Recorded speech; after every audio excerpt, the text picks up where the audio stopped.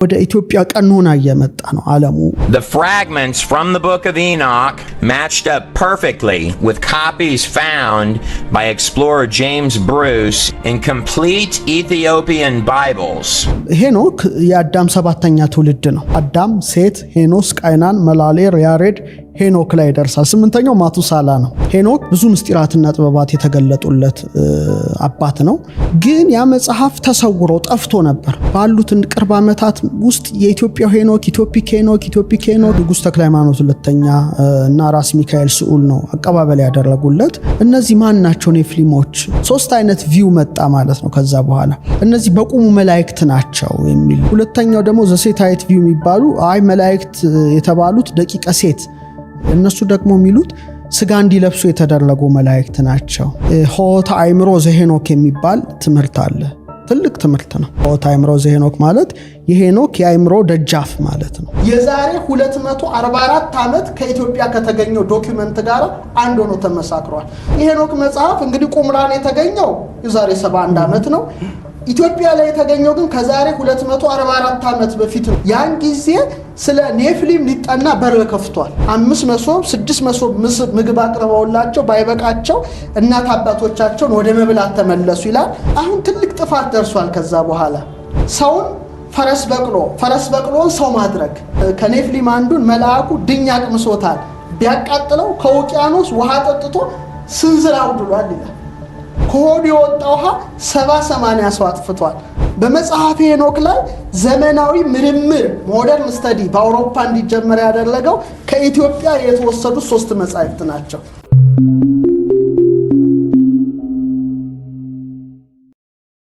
መጽሐፈ ሄኖክ በጣም ትልቅ መጽሐፍ ነው። ሀገራችን ኢትዮጵያ ጠብቃ ለዓለም ካስረከበችው ወይም ከሰጠችው ስጦታ መካከል አንዱ መጽሐፈ ሄኖክ ነው። ሄኖክ የአዳም ሰባተኛ ትውልድ ነው። 7 ብዙ ትርጉም ቁጥር አለው። ለምሳሌ 7ኛው ትውልድ ሄኖክ አዳም፣ ሴት፣ ሄኖስ፣ ቃይናን፣ መላሌር፣ ያሬድ ሄኖክ ላይ ደርሳል። 8ኛው ማቱሳላ ነው። አዳምን በገነት 7 ዓመት ነው የኖረው። 7 በጣም ብዙ ነገር ነው እንደምታውቀው። የሥነ ፍጥረት ኮድ ነው። ለምሳሌ ሰው ራሱ ፊቱ ላይ አልፋ እግዚአብሔር 7 ነገሮችን አስቀምጦበታል። በእኛ የእውቀትና የጥበብ ትምህርት 2 አይን፣ 2 ጆሮ፣ 2 አፍንጫ ቀዳዳ አፍ፣ ወደ ሰማይ አቅንተን ብንመለከት 7ቱ ሰማያት፣ 7ቱ ሊቃነ መላእክት፣ ፀሐይ፣ ጨረቃና 5ቱ ፕላኔት በአይን የሚታዩ እነዚህ ነገሮች በጣም ሰፊና ጥልቅ ነገሮች ናቸው እና የአዳም 7ኛ ትውልድ የሆነው ሄኖክም ሞትን ሲያይ የተሰወረ ነው። ልክ በአንድ ዓመት ልክ 365 ዓመት ምድር ላይ ከቆየ በኋላ ይሄና ዓለም ጥሎ በተጓዘው እግዚአብሔርን የመፈለግ ጉዞ ከአይነ ሞት ሰውሮታል ነው እና ሄኖክ ብዙ ምስጢራትና ጥበባት የተገለጡለት አባት ነው። ስለ ገነት ብዙ ጽፏል። ስለ ገነት እጽዋት ብዙ ጽፏል። ስለ ፀሐይ፣ ስለ ጨረቃ፣ ስለ ከዋክብት በጣም ብዙ ጽፏል። ፈለካትን ማለትም ሰማየ ሰማያትን፣ አየራትን፣ 12ቱ ነፋሳት፣ ስለ ጥልቁ በጣም ብዙ ነገሮችን ጽፏልና ያ መጽሐፍ እንግዲህ መጽሐፈ ሄኖክ በመባል ይታወቃል። መጽሐፈ ሄኖክ ይሁዳ የቅዱስ መጽሐፍ ጸሐፊ፣ የአዲስ ኪዳን ጸሐፊ አንዱ ይሁዳ ይባላል። በመልእክቱ ላይ ከመጽሐፈ ሄኖክ ጠቅሶ ጽፏል። መጽሐፉ በጣም የተከበረና የተቀደሰ መጽሐፍ ነው። ግን ያ መጽሐፍ ተሰውሮ ጠፍቶ ነበር። በጣም የለም ምድር ላይ የት ገባ አይታወቅም። ይሁዳ ጠቅሶታል። ሰው ከጠቀሰው የት ነው የሚገኘውና ለዓለም እንቆቅልሽ ሆኖ ብዙ ጊዜ ከጠፋ በኋላ እንግዲህ ኢትዮጵያ ሀገር ግን ሲነበብ ሲተረጎም ቆይቷል። ይህ በጣም ትልቅ ጉዳይ ነው። እንደውም አሁን ምናልባት ዩቲዩብ የምታይ ከሆነ በጣም በዚህ ሰሞን ባሉት ቅርብ ዓመታት ውስጥ የኢትዮጵያ ሄኖክ ኢትዮፒክ ሄኖክ የሚሉ ብዙ ነገሮች እየወጡ እንደሆን ብዙ ይባላል። ጁቢሊስ፣ ኩፋሌ እና ወደ ኢትዮጵያ ቀኖና እየመጣ ነው ዓለሙ ያስብላል። እና መጽሐፍተ ሄኖክ በእርግጥ በዓለም ላይ 3 ናቸው። 3ቱንም አንብቤያቸዋለሁ። የግዕዙ ያው ትልቁ መጽሐፈ ሄኖክ ነው። በጣም ሰፊ ነገር ያለ ነው። ሁለተኛው ስላቮኒክ ቨርሽን ዘ ሴክሬት ኦፍ ኢኖክ የሚባል ሄኖክ ያየው ምስጢር ይላል። ወደ 10 ሰማያት ያወጣዋል። ስለ ፀሐይ፣ ስለ ጨረቃ፣ ስለ ከዋክብ፣ ስለ ዘመናት፣ ሌሎችም ምክሮች ነገሮች ያሉበት ነው። የስላቮኒክ ኤዲሽን የሚባል ነው። ስላቮኒክ ውስጥ በኢስተርን ዩሮፕ በአንድ ጥንታዊ ቤተክርስቲያን ውስጥ የተገኘ ነው። ይሄ ዘ ሴክሬት ኦፍ ኢኖክ የሚባል ሁለተኛው መጽሐፍ ነው። ሶስተኛው ግን አይ ቲንክ 5ኛው ክፍለ ዘመን ላይ እንደተዘጋጀ የሚነገርለት ሂብሪው ኢኖክ ይሉታል። የዕብራይስጡ ሄኖክ እንደማለት ነው። ይሄ ደግሞ ከይሁዲ ራባዮች አንዱ በመንፈስ ተነጥቄ ሄኖክ በሰማይ ያለውን ክብር ተመለከትኩኝ ሜታትሮን ይለዋል የሚባል መልአክ ደረጃ ላይ ደርሷል ብሎ የጻፈው እና በተለይ ሕዝቅኤል ኮቦር በምትባል ወንዝ ላይ ያየው ትልቅ የሰረገላ ምስጢር አለ። ከዛ ጋር አካቶ በጣም ሰፊ ነገር የሚዘረዝር ነው። ስለዚህ የኢትዮጵያው ሄኖክ ግን በጣም ጥንታዊው የተባለ ነው። እንደሚታወቀው በቅርብ 1940ዎቹ አካባቢ ቁምራን ላይ ሰፊ የሆነ አሰሳ በ11 ዋሻዎች ውስጥ ተደርጎ ነበረ። እዛ ውስጥ የተወሰኑ የሄኖክ መጽሐፍ ቁርጥራጮች ተገኝተዋል። ግን ፉል ማኑስክሪፕት የኢትዮጵያው ነበረ። እንዳልሽው ጄምስ ብሩስ የስኮቲሽ ተጓዥ ነው። በተለይ አባይን መነሾ ለማየት ያደረገው ጉዞ በጣም ታሪኩን አግዝፎ ያወጣዋል። ይህ ስኮቲሽ ተጓዥ አረብኛ፣ ስፓኒሽ፣ ፖርቹጊስ፣ ግዕዝ አቀላጥፎ ይችል የነበረ መልከ መልካም ቁመቱም ረዘም ያለ ነበረ። ኢትዮጵያ እንግዲህ በ18ኛው ክፍለ ዘመን የመጣው አይ ቲንክ ንጉስ ተክለ ሃይማኖት ሁለተኛ እና ራስ ሚካኤል ስዑል ነው አቀባበል ያደረጉለት። በተክለ ሰውነቱ የግዕዝ ዕውቀቱ በጣም ተወዳጅና ተሰሚነትን ችሎታል እና 2 ዓመት ኢትዮጵያ ቆይቷል። 2 ዓመት ሲቆይ ከሰራቸው ስራዎች መካከል የተለያዩ ኢትዮጵያ እንግዲህ በጣም በብዙ ሺህ የሚቆጠሩ መጻሕፍትን ጠብቃ ያዘች ሀገር ናት። ግዕዝ በጣም ጥንታዊ ቋንቋ ነው። ብዙ ሺህ ብራናዎች ያሉበት ሀገር ነው። አሁንም በባህር ማዶም ከኢትዮጵያ ተወስደው ያሉበት አጋጣሚ አለና እነዛን በመገልበጥና ለመድኃኒት የሚያገለግሉ እጽዋትን በመሰብሰብ የሚታወቅ ሰው ነው። መጨረሻ ላይ መጽሐፈ ሄኖክን ሲያገኝ በጣም ነው ሰው የተደነቀው። ምክንያቱም ዓለም ላይ የለም። በጣም እኮ የሚገርም እኮ ነው። ፕላኔት እርዝ ላይ መጽሐፉ የለም በቃ የት ገባ በሚባልበት ጊዜ ኢትዮጵያ ይነበባል፣ ይተረጎማል፣ ይጻፋል። ብዙ ብራናዎች አሉ። 3 ኮፒ ይዞ ሄደ እና ለፈረንሳዩ ንጉስ ለሉዊ 15ኛ ነው በስጦታ ያበረከተለት። የትልቅ ጉዳይ ስለሆነ በፈረንሳይ ምሁራን እንዲጠና ተደርጎ በፈረንሳይ ብሔራዊ ቤተ መጻሕፍት እንዲቀመጥ ተደረገ። አንዱ ኦክስፎርድ ቦዴሊያን ቤተ መጻሕፍት እንዲቀመጥ ተደረገ። አንዱ ራሱ ጋር ቅጁ ተቀመጠ። ካረፈ በኋላ እንደገና ወደ ቦዴሊያን ቤተ መጻሕፍት ተሸጋገረ ማለት ነው። ከዛ ያ የሄኖክ መጽሐፍ መገኘት በአውሮፓ ላይ ትርጉሙ ቀላል አልነበረም ነው። ብዙ ጥናቶች እንዲጀመሩ አደረገ ማለት ነው። እንደገና አይናቸው ወደዚህ እንዲያማትር ሆነ። በጣም በዝርዝር የሚገኘው የኢትዮጵያ ሄኖክ መጽሐፍ ላይ ነው። ይሄ ደግሞ ዓለም እስካሁን እንቆቅልሹን ያልፈታው ጉዳይ ነው። እነዚህ ማን ናቸው? ኔፍሊሞች መጽሐፈ ሄኖክ ላይ ወደ 200 ይጠጋሉ። አዛዚኤል ይባላል መሪያቸው። ምን አይነት ስራ ይሰሩ እንደነበር ብዙ አይነት ክሬቸርስ የመስራት ጉዳይ ነበረ በዛ ጊዜ። ኢቭን መገለጥ የሌለባቸውን ረቂቅ ዕውቀቶችን ለሰው ልጆችን እስከ መግለጥ ይታወቃሉ እና ምድር እንደተበላሸችና በንፍር ውሃ እንደጠፉ ታሪኩ ይነገራልና በኔፍሊም ጉዳይ ምርምሩ ከፍ አለ። ምንድን ናቸው? 3 አይነት ቪው መጣ ማለት ነው። ከዛ በኋላ አንደኛው ቪው የሄኖክ መጽሐፍ ከታየ በኋላ በጣም በስፋት የተንጸባረቀው እነዚህ በቁሙ መላእክት ናቸው የሚል ነገር መጣ። ምክንያቱም 3000 ክንድ ቁመት ይላቸዋል። ደመናው የሚገፉ እንዴት ነው ሰው ይሄን ሊሆን አይችልም እና ኤንጅልስ ናቸው ያሉ ነበሩ። በጣም ብዙ ምሁራን ናቸው በዚህ ላይ ተሳትፎ ያደረጉት። ሁለተኛው ደግሞ ዘሴታይት ቪው የሚባሉ መላእክት የተባሉት ደቂቀ ሴት በቁሙ መላእክት አያገቡም አይጋቡም። ስለዚህ የሴት ልጆች ማለትም አዳም የወለደው የሴት ልጆች በንጽህናቸው መላእክት ተባሉ። ዘሴታይት ቪው የሚባል መጣ። ሁለተኛው ደግሞ ለምሳሌ ክብረ ነገስት፣ መጽሐፈ መቃቢያን ከኦሪቱ ውስጥ፣ ሌላ ደግሞ መጽሐፈ ምስጢረ ሰማይ ወምድር የሚባል አንድ መጽሐፍ አለ። እነሱ ደግሞ የሚሉት ስጋ እንዲለብሱ የተደረጉ መላእክት ናቸው። አዳም ላይ ታበየው መጨረሻ ላይ እግዚአብሔር እስቲ ሊፈትናቸው አልብሶ እንደላካቸው እና በጣም ይሄ ለዲኤንኤ ነው ድብልቅልቅ አርያማዊና አዳማዊ ዲኤንኤ ሲደባለቅ ማህፀን ቀደው እስከ መውጣት ደርሰው ቁመታቸው በጣም ጃይንት ነበሩ። እርስ በርስ ሲተራረዱ ነበረ።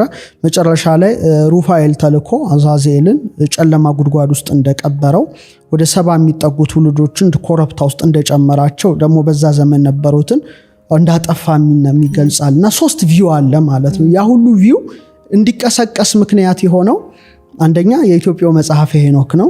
ሄኖክን ተከትለው ደግሞ የተተረጎሙ በተለይ መጽሐፈ ምስጢረ ሰማያዊ ምድር ክብረ ነገሥትም አለ። እነዚህ መጽሐፍት ደግሞ ይሄንን ቪው በጣም አጠንክረው በመናገራቸው በቃ ዓለም እንደገና አባቶቻችን አንሴስተሮቻችን ይሄን ሁሉ ጥብብ ያለ አመለካከት ሳይሆን ሰፊ ቪዋቸውን በማስቀመጣቸው እነዚህ ነገር ሊሆኑ ይችላሉ ወደሚል እሳቤ መጣ። አልፎ ተርፎ ደግሞ የቅርብ ጸሐፍት ጭምር እንደ ዘካርያስ ይችን የመሳሰሉ ብዙ ነገር መጻፍ ጀመሩ በእነዚህ ጉዳይ በኔፍሊምስ ዙሪያ አኑናኪ የሚሏቸው አሉ ምን የሚሏቸው በጣም ሰፊ ጉዳይ እየመጣ ሶ ዓለም ትኩረቱን ወደዚህ መጽሐፍ አደረገ ማለት ነው። እንግዲህ ምን ያህል ተጠቅመንበታል አላውቅም፣ ግን በተቻለን አቅም ብንጠቀምበት ጥሩ ነው።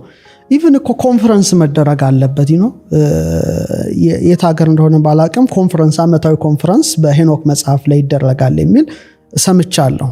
ይሁን አይሁን አላቅም፣ ግን ምንድነው ሄኖክ የጻፋቸው ስለ ነፋሳት እኮ አንድ ቀን ስለ 12ቱ ነፋሳት ምንድናቸው፣ 4 የምሕረት ነፋሳት፣ 8 የቁጣ ነፋሳት ምንድናቸው ሪሰርች እየቀረበ ኔፍሊሞች ምንድናቸው ሪሰርች እየቀረበ ስለ ፀሐይ፣ ስለ ጨረቃ፣ ስለ ከዋክብት፣ ስለ አየራት የጻፋቸው ስለ መባር፣ ስለ ነጎድጓድ የጻፋቸው እነዚህ ሁሉ ምንድናቸው የሚለውን ነገር እየመረመረን ብንጠቀምበት ኢቭን ትምህርት ካሪኩለማችን ውስጥ ብንጨምረው በጣም ጥሩ ነው። ያው እኔ ግን ያው ከዶክተር ጌትነት ፈለቀ ጋር ያዘጋጀነው አንድሮሜዳ ቁጥር 1 እና ቁጥር 2 የሚል የስነ ፈለክ መጽሐፍ አለ። እዛ ላይ የሄኖክን ትምህርቶች በተወሰነ መልኩ ከኮት እያደረግና ኢትዮጵያው ሊቃውንት የተረጎሟቸው ለምሳሌ ሄኖክ ብቻ አልቀረለም፣ ሄኖክን ደግሞ የሚያበራሩ መጽሐፍት ጽፈዋል። ለምሳሌ ትርጓሜ የሚጠተ ብርሃናት የሚል አንድ መጽሐፍ አስታውሳለሁ። ሄኖክ በተለይ ስለ ብርሃናት የጻፋቸው ስለ ፀሐይ፣ ስለ ጨረቃ፣ ስለ ነፋሳት የጻፋቸውን የሚያብራሩ ናቸውና ሰርተዋል አንሴስተሮቻችን። ማዛሮት የሚለው መጽሐፍ ላይ ደግሞ ስፒሪቹዋል ሚኒንጉንም በማካተት የራሴን ድርሻ ተወጥቻለሁ። ግን እንደ ሀገር በትርጓሜ አለ። ኢትዮጵያ መተርጉማን ሄኖክን ተርጉመውታል፣ በአንድምታ አለ። ደግሞ ለየት ባለ መልኩ ደግሞ የተረጎሙ ደግሞ ግዕዝ በግዕዝ መጻሕፍት አሉ እና እነዛ ብዙ ነገሮች ይዘዋል በውስጣቸው እና እነዛን ትውልዱ ቢያቃቸው ቢራቀቅባቸው መክራለሁ። ሌላው በግዕዝ ውስጥ የተቀመጡትን ምስጢራት ወደ አማርኛ ማምጣት ለአንባቢያን አይን ማብቃት የዚህ ትውልድ ግዴታው ነው ያምናሉ። በተለይ በግዕዙ ዘርፍ ውስጥ ያለን ሰዎች መጻሕፍት በመተርጎም እንታወቅና ያ በጣም ወሳኝ ነገር ነው። ይህ ብቻ ሳይሆን ከሄኖክ ጋር ተያይዞ ያሉ ብዙ ትምህርቶች አሉ በኢትዮጵያ። አንደኛው የፊደል ትምህርት ነው። ለምሳሌ ሆታ አእምሮ ዘሄኖክ የሚባል ትምህርት አለ። ትልቅ ትምህርት ነው። ሲጀምር ምን ይላል? እግዚአብሔርን ስም ይጠራል መጽሐፉ። ዝንቱ ፊደል ዘአለበው ለሄኖክ ወከብደ እንግዳሁ ይላል። ሄኖክ ቀና ብሎ ሲመለከት የእግዚአብሔር መልአክ በጸፍጸፈስ በሰማይ ሰሌዳ ላይ ፊደላትን ቀርጾ አሳየው ይላል። ብዙ የግዕዝ መጻሕፍት አሉ በዚህ ላይ ገና እንግዲህ አንሴስተሮቻቸውን የጻፉትን አክሰስ የማድረጉ ጉዳይ ከትውልዱ በመራቁ ነው። እኔ እዛ ውስጥ በማደጌ ብራና መጻሕፍት ከልጅነት ጀምሮ እንዳደገ ሰው ነው እና በጣም ይገርመኛልና ወሬ ሐዋህወ ሰማይ ረሆ ይላል። የሰማይ ደጅ ተከፍቶ አየ ይላልና ሄኖክ ልቡናውን ያበራለት ዕውቀት ምንድን ነበር የሚል ነው መጽሐፉና የእግዚአብሔርን ስም የተሸከሙ ፊደላት ነበሩ ይላል። አሌፍ ብሎ ይጀምራል ማለት ነው። አሌፍ ምንድን ነው? ተርጉሙን ይገልጻል። ቤት ባሕረ ጥበብ እግዚአብሔር እያለ ፊደላቱ በሙሉ የተሸከሙትን ኤነርጂና ሄኖክን ወደዛ ደረጃ እንዴት እንዳወጡት የሚገልጹ መጻሕፍት አሉ። እንደው በዚሁ አጋጣሚ አያይዤ ልንገር። ሄኖክ አየው ስለሚለው ሆታ አእምሮ ዘሄኖክ ማለት የሄኖክ የአእምሮ ደጃፍ ማለት ነው። ልቡናን የሚከፍቱ የሚያበሩ የእግዚአብሔርን ስም የተሸከሙ ፊደላትን የማወቅ ኃይል ነው። በቃ ትምህርቱ ወደዛ ደረጃ ከፍ ያለ ነው።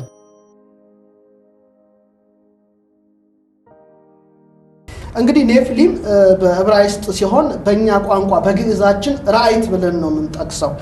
ራእይት ማለት ሊቁ ኪዳነ ወልድ ክፍሌ በመዝገበ ቃላታቸው ከፈቱት ተነስቼ እነ መጽሐፈ ሄኖክና እንዴት እንደተጠቀሱ ማብራራት ሞክራለሁ።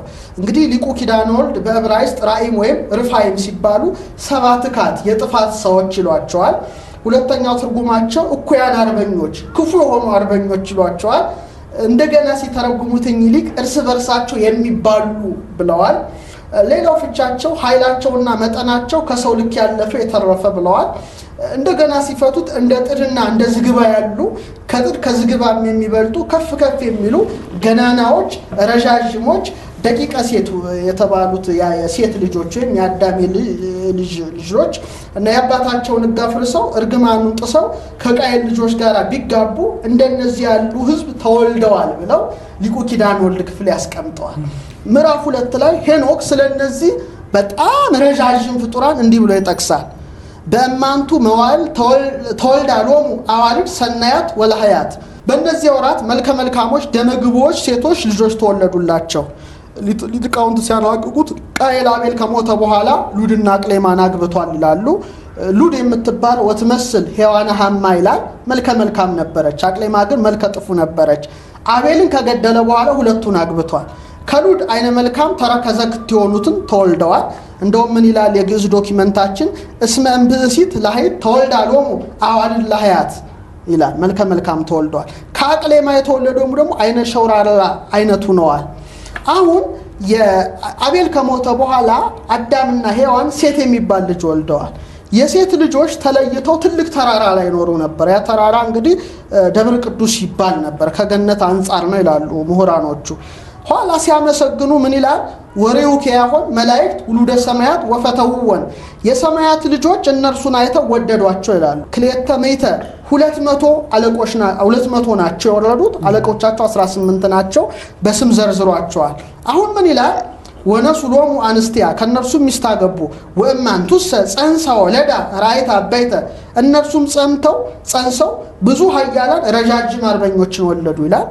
አንድም ይላሉ ሊቃውንት አርቀው የሚያዩ እለ የገፉ ደመናትን መግፋት የሚችል አቅም እስኪችሉ ድረስ ወቆሞሙ በበሰላሳ ሜት በእመት ቁመታቸው ይላል 3,000 ክንድ ነው። እለበሉ ኩሎ ቀጻማ ሰብ እስከ ሴልዎሙ ሴሴዮተ ሰብ፣ እናት አባቶቻቸው እነርሱን መመገብ እስኪሳናቸው ድረስ ሁሉንም በሉ ይላል። ቀጥሎ ምን ይላል? ወተመይጡ ራእይት ላይ ሊሆሙ ይብልዎሙ ለሰብ፣ እናቶቻቸው 5 መሶብ 6 መሶብ ምግብ አቅርበውላቸው ባይበቃቸው እናት አባቶቻቸውን ወደ መብላት ተመለሱ ይላል። በዚህም አላበቁም። ወወጠኑ ያብሱ ባይዋት ወበአራዊት ወበዘይትሐወስ ወበአሳት፣ ወፍ በመብላት አራዊት በመብላት በማምለክ ይበድሉ ጀመር ካለ በኋላ ሄኖክ ወስጋሆሙ በበይናቲሆሙ ተባሉ። 3,000 ክንድ 2,000 ክንድ መብላት ጀመረ። ምግብ ሲያጣ 2,000 ክንድ 1,000 ክንድ፣ ከዛ እርስ በርስ መበላላት ጀመሩ። ወደ መሰቲው ምንሃ ከምድር ደምን ጠጡ ይላል። እንደውም ወስጋሆሙ ተባሉ፣ ከዋሳታቸው ደምን ጠጡ ይላል። አሁን ትልቅ ጥፋት ደርሷል። ከዛ በኋላ ምን ይላል? ከሰሩት ኃጢአት ውስጥ ተፈጥሮን የሚያዛባ አዛዜል ያስተማራቸውን እናያለን። ሄኖክ ምን ይላል? ወተውላጣ ዓለም፣ የዓለምን ለውጥ አሳዩአቸው። አሁን ዛሬ ጄኔቲክስ ላይ በጣም እየተሰራ ያለውን ነገር የዓለም ሕዝብ እየተቃወመ ነው። ሊቃውንት ምን ይላሉ? የአንዱን ጽንስ በአንዱ ማህፀነ ማሳደር፣ ሰውን ፈረስ በቅሎን ሰው ማድረግ፣ የአንዱን ዘር አንዱ ውስጥ መጨመር። ይሄ እንግዲህ በጣም ከባድ ኃጢአት ነው የሰሩት የነበሩትና እንደውም ሊቃውንቱ በተለያዩ ትርጓሜ መጻሕፍቶቻቸው ላይ ሲጽፉ ረዥሙ በፀሐይ አብስሎ የሚመገብ አጭሩ በሽምብራ ጥላ የሚውል ሆኗል ይላሉ። እንደውም አንዱን ከኔፍሊም አንዱን መልአኩ ድኝ አቅምሶታል፣ ቢያቃጥለው ከውቅያኖስ ውሃ ጠጥቶ ስንዝር አውድሏል ይላል። እና ቅፍትት አድርጎ ነፍቶ የሚያስኬደው ቢሆን መልአኩ በሰይፍ ሆዱን በሳው። ከሆዱ የወጣ ውሃ 70-80 ሰው አጥፍቷል እና ከውቅያኖስ እንደቀድሞ ሞልቷል ብለው ሊቃውንቱ ጽፈዋል። ይሄንን የሊቁን ቃል መነሻ ላድርግና ዓለሙ መመርመር የጀመረው መቼ ነው? ለዚህ ምርምር ደግሞ ኢትዮጵያ ምን አበረከተች የሚለውን ነገር ማንሳት እፈልጋለሁ።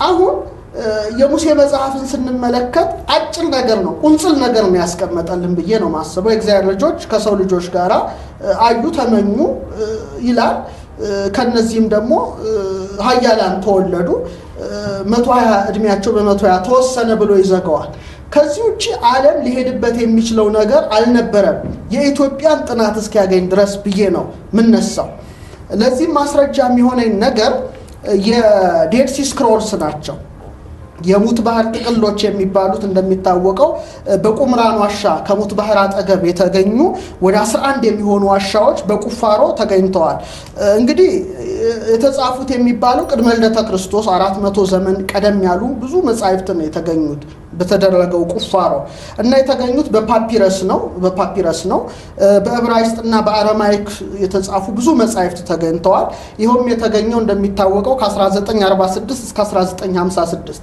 እንደ ጎርጎርዮሳዊ የዘመን ቀመር ከ11 ዋሻዎች መጻሕፍት ተገኝተዋል እነዚህ መጻሕፍት ውስጥ የተገኘው አንዱ መጽሐፍ ሄኖክ ነው አንደኛ ይታይ መቼ ነው የተገኘው ከ1946 እስከ 1956 የዛሬ 71 ዓመት ይሄ በደንብ መሰመር ይገባል በያስባለሁ እና እንደገና የተገኘው እዛ ውስጥ ምን ተገኝቷል ዘ ቡክ ኦፍ ዘ ጃይንትስ የሚል መጽሐፈ ኔፍሊም የሚል አግኝተዋል እንደገና ራኤላሜህ የሚል መጽሐፍ አግኝተዋል እና ዳማስከስ ዶክመንት የሚል የደማስቆ ዶክመንት የሚል በፓፒረስ የተጻፉ ጥንታዊ ጽሑፎች አግኝተዋል ያንን መጽሐፍ ምሁራኖቹ ካገኙት በኋላ ሲመረምሩ እንግዲህ የዛሬ 71 ዓመት ነው የዛሬ 244 ዓመት ከኢትዮጵያ ከተገኘው ዶክመንት ጋር አንድ ሆኖ ተመሳክሯል አሁን ለዚህ መነሻ ይሆናል አሁን ዓለሙ እንግዲህ ይሄን ነገር አወቀ ምንለው 71 ዓመት ነው ግን ይሄ ውሸት ነው ብዬ ነው የተነሳሁት 19ኛው አይደለም የዛሬ 244 ዓመት ጄምስ ብሩስ ስኮቲሻው ጄምስ ብሩስ ወደ ኢትዮጵያ መጣ አመጣጡ እንግዲህ ከ1730 እስከ 1794 ዓመተ ምህረት የነበረ ነው ተመራማሪ ነው የአባይን ምንጭ ላግኝ ብሎ ነው ወደ ኢትዮጵያ የመጣው ሲመጣ 2 ዓመት ሙሉ ግን የሰራው ስራ የአባይን ምንጭ ብቻ ማየት አይደለም ታላላቅ መጻሕፍትን ሲሰበስብ ቆይቷል መጽሐፍ ሄኖክ ከዓለም ላይ ጠፍቷል ከኦሪቱ መጽሐፍ ይልቅ የሄኖክ መጽሐፍ ነው ስለነዚህ ዝርዝር ሐሳብ የሚሰጥ ሌላ መጽሐፍ አይደለም እና ብዙ መጻሕፍትን ሲሰበስብና እጽዋት ሲያጠና ነው የቆየው በተለይ በጣም የሚገራርሙ እጽዋት ኢትዮጵያ ላይ ነበሩ አሁን ጠፍተዋል ሊያውቃቸውም የሚችል የለም በተለይ ከሕክምና ጋር ተያያዥ የሆኑ እጽዋትን ሲያጠና ቆይቶ መጽሐፈ ሄኖክን ጨምሮ ቀጥታ ተጉዞ ለፈረንሳዩ ንጉስ ለሉዊ ሰጥቶታል አሁን እዚህ ላይ የሄኖክ መጽሐፍ እንግዲህ ቁምራን የተገኘው የዛሬ 71 ዓመት ነው ኢትዮጵያ ላይ የተገኘው ግን ከዛሬ 244 ዓመት በፊት ነው እንግዲህ ጄምስ ብሩስ ኢትዮጵያ ላይ ያገኘው እዚህ ላይ ደግሞ የመጀመሪያው ክፍል ሙሉ በሙሉ ማለት ይቻላል ስለ ኔፍሊም ነው ይሄን ባየ ጊዜ በእጅጉ ተደነቀ በተለይ የሰበሰባቸውን እጽዋት ቀጥታ ለፈረንሳይ ሳይንቲስቶችና ለጣሊያን ሳይንቲስቶች አበረከተ ይሄን መጽሐፍ ሄኖክ ደግሞ በፈረንሳይ ንጉስ በሉዊ 13ኛ መሪነት በፈረንሳይ ሳይንቲስቶች እንዲጠና አደረገ ባለፈው እንደውም ዶክተር አይተዋል ከፈረንሳይ ያመጣውት መጽሐፍ ሄኖክ እሱ ነው ያን ጊዜ ስለ ኔፍሊም ሊጠና በር ከፍቷል አሁን አይደለም አሁን ጆርጅ ደብሊው ኒከልስበርግ የሚባል ታላቅ ተመራማሪ ምን ይላል The 3 manuscripts brought by Bruce mark the beginning of modern study on the book of Enoch ይላል በመጽሐፈ ሄኖክ ላይ ዘመናዊ ምርምር ሞደርን ስተዲ በአውሮፓ እንዲጀመር ያደረገው ከኢትዮጵያ የተወሰዱ 3 መጻሕፍት ናቸው ስለዚህ ሄኖክን ከፋፈሉትና የአስትሮኖሚ ክፍል ግማሹ ደግሞ ስለ ኔፍሊም የሚያጠና ክፍል የምሁራን ዘርፍ ነበረ ከዛ ነው ጥናቱ የጀመረው ስለዚህ ለኔፍሊም ምርምር ሀገራችን ኢትዮጵያ የመጀመሪያዋ በር ከፋሽ ናት ብዬ አፌን ሞልቼ መናገር እችላለሁ አሁን ደግሞ ይሄ ብቻ አይደለም ምን ብሏል ብሩስ travels and discoveries inspired the founder of the British African Association ይላል በ1788 ጁን 9 ላይ መጽሐፈ ሄኖክ ከሄደ በኋላ ይሄን ያህል ታላቅ መጽሐፍ አፍሪካ ውስጥ ካለ አፍሪካ ውስጥ ከተገኘ ለምንድነው እኛ ደግሞ አፍሪካን አሶሲዬሽን አንመሰርትም ብለው ከብሩስ ተነስተው ነው ለመጀመሪያ ጊዜ በ1788 እንደ ጎርጎርዮሳዊ የዘመን ቀመር አፍሪካን አሶሲዬሽን በእንግሊዝ የተጀመረው ከዛ እንደውም ምን አደረጉ? እሱ የአባይን ወንዝ መነሻ ብሎ ምርምር አድርጎ ሄኖክን አበረከተ ከኢትዮጵያ ወስዶ። ስለዚህ ለምዕራባውያን በር የከፈተ ለጥናት በር የከፈተ ዛሬ ሳይንሱ ሚሊዮን ዓመት ቢሊዮን ዓመት ሊል መላምት ሊሰጣቸው ላሉት ፍጡራን ለኔፍሊም በር የከፈተ የኢትዮጵያ መጽሐፍ ነው።